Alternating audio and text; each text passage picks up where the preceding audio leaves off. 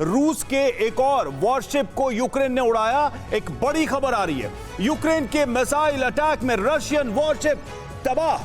Black सी में रूस के वॉरशिप पर मिसाइल से हमला, मिसाइल हमले के बाद रूसी वॉरशिप में लगी आग। तो देखिए, जो बात कही जा रही कि पुतिन के पेशेंस का टेस्ट भी हो रहा है इस वॉर में, क्योंकि उनके वॉरशिप को पहली बार ऐसा नहीं है कि यूक्रेन ने ध्वस्त किया है, एक और वॉरशिप तबाह। और इसमें अमेरिकी मदद, ये दो बड़ी चीजें। अब रूसी वॉरशिप तबाह हुआ है और ये युद्ध भयावहता की तरफ आगे बढ़ता जा रहा है। हुआ क्या? ब्लैक सी में यूक्रेन ने रूस के एक और शिप पर मिसाइल से हमला किया है और उसे टारगेट किया। यूक्रेन का दावा यह है कि रूस के जो आधुनिक नेवी शिप हैं उन्हें वो बर्बाद कर रहा है। इसके साथ ही रूस का तबाह हुआ है नेवी शिप का नाम वेसोवोलोद बोव्रोव, ये इसका नाम है जिसे तबाह कर दिया गया है। और यूक्रेन ने रूसी शिप पर हमले के बाद अपने सैनिकों को शाबाशी दी है, उनके अच्छे काम के लिए उनकी पीठ थपथपाई है। अभी तक ये साफ नहीं हो सका है कि इस जहाज में कितने लोग सवार थे। ये शिप क्रीमिया की तरफ जा रहा था, हालांकि इसको लेकर पुष्टि होना अभी बाकी है, लेकिन यूक्रेन की तरफ से ये दावा सर कि बड़ा नुकसान पहुंचा रहा है वो रूस को। और बार बार इस तरह के बाकायदा आंकड़े जारी करते हुए यूक्रेन बता रहा है, जिसमें अमेरिकी मदद एक बहुत बड़ा रोल प्ले करती हुई नजर आई है। लेकिन इसे लेकर रूस कैसे रिटेलिएट करेगा? एक और वॉरशिप के तबाह होने की खबर है। ये अभी जो खबर आई है वोल्गोरोव के डिस्टर्ब होने की, ये इतना ही नहीं बल्कि इंटरकॉन्टिनेंटल बैलिस्टिक मिसाइल ICBM के चलते, और ये सब सारी जो स्थिति बन रही है इसी के चलते वहाँ तबाही का दौर देखने को मिल रहा है। लेकिन सबसे बड़ा प्रश्न यह उठता है हम लोगों के समक्ष कि फिनलैंड का जो मामला आपने जो अभी शुरू किया था कि फिनलैंड को आ रहा है नाटो के देशों में वो शामिल होने जा रहा है, इससे भी यूक्रेन बौखलाया हुआ है।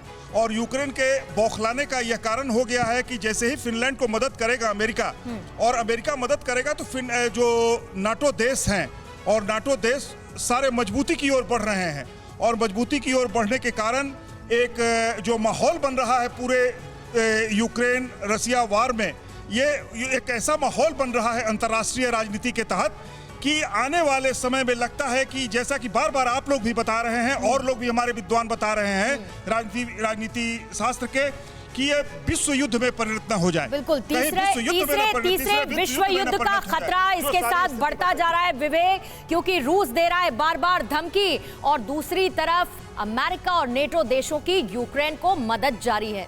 तो विनाश जारी है और आशंकाएं बढ़ने लगी हैं लगातार। अब ये जितने विशेषज्ञ हैं, एक्सपर्ट्स हैं, वो ये कहने लगे हैं कि कहीं ये युद्ध विश्व युद्ध में बदल न जाए। इसके बीच एक बड़ी खबर आ रही है कि यूक्रेन को आधुनिक हथियार देने की तैयारी में अब जर्मनी भी है। जर्मनी की विदेश मंत्री एनालेना बेयरबाक ने बयान दिया है, यह कहा है कि डिफेंस कंपनियों से बात कर रही है और जर्मनी सरकार अब उनको हथियार मुहैया कराएगी। यूक्रेन की यूरोपियन यूनियन सदस्यता को भी सपोर्ट कर रहा है जर्मनी। हम यूक्रेन की फुल यूरोपियन यूनियन मेंबरशिप के समर्थक हैं, जर्मनी ने यह बात कही है। और इधर यूक्रेन की EU मेंबरशिप पर रूस ने बदला स्टैंड, EU से जुड़ना भी नाटो मेंबर बनने जैसा। पहले हम EU को लेकर ऐसा नहीं सोचते थे, अब रूस यूक्रेन की EU मेंबरशिप के खिलाफ है। UN में रूस के स्थायी राजदूत दिमित्री पेलियांस्की ने यह बयान दिया है, किसी भी समझौते में यूक्रेन की EU सदस्यता पर सहमति नहीं दी जाएगी। पूरी तरह से यूक्रेन को अलग थलग करने का एक तरीके से यह स्टैंड बरकरार है रूस का, यानी कि टोटल डिस्ट्रक्शन ऑफ यूक्रेन।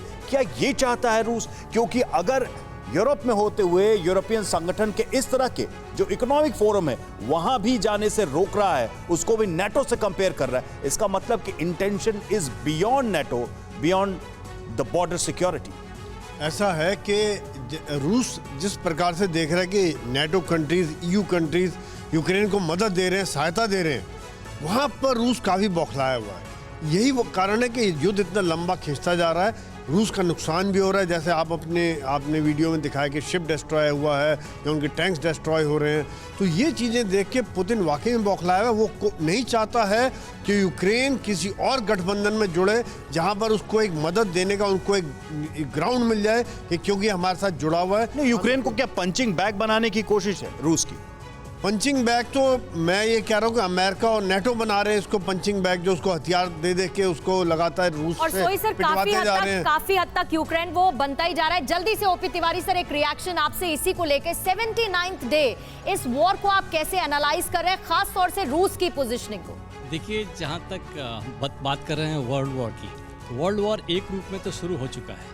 ये हम समझें कि यूक्रेनियन खाली अपनी आर्मी से ही रशिया के साथ लड़ रही है, ये तो मेरे ख्याल से काफ़ी गलत हमारा एस्टिमेट होगा। Because American seals, Poland, Romania के जो दोनबास में जो लोग इस वक्त टफ कंपटीशन दे रहे हैं, इनके सिपाही और इनके जवान ऑलरेडी लग चुके हैं जी। ये जो शिप्स डिस्ट्रॉय हो रही हैं, ये सोचिए कि भाई यूक्रेन अपने आप ही इसको डिस्ट्रॉय कर रहा है, ये तो गलत होगा। क्योंकि इसमें जो अमेरिका की इंटेलिजेंस है, अमेरिकन जो मिसाइल्स हैं, यूक्रेन के नाम पर इनको डिस्ट्रॉय किया जा रहा है। तिवारी सर, लेकिन कल ही देखिए खबर ये भी आई थी कि अब अमेरिकी इंटेलिजेंस मदद नहीं करेगी यूक्रेन को इनकी स्पेसिफिक लोकेशंस को लेके, इनकी पोजीशनिंग को लेके। ये भी कल एक बड़ी खबर आई थी जो अभी तक अमेरिका करता आया था।